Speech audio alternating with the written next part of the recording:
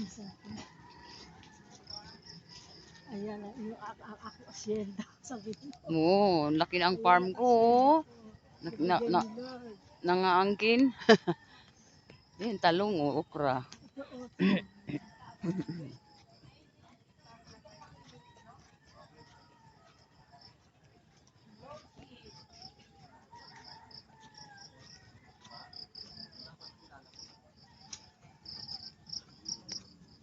Dapat alam natin kung sino tinanggap natin. Ang sitwasyon. Ano po sabi sa